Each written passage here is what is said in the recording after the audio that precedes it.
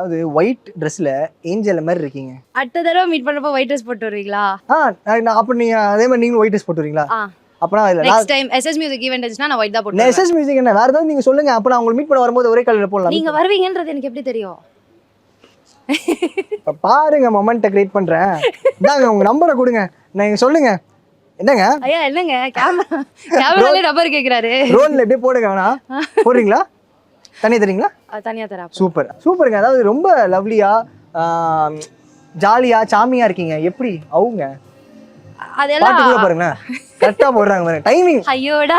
S அவப்பார்வ அப்படி அழகா எல்லாம் இல்ல. நான் அவ்வளவு அப்படிலாம் ஒன்றும் கிடையாது. என்ன இருக்கோ எல்லாமே அம்மா அப்பா கொடுத்ததுதான். நம்மளா சுயமா இதுக்கெல்லாம் உழைக்கல. ஸோ அவ்வளோதான்.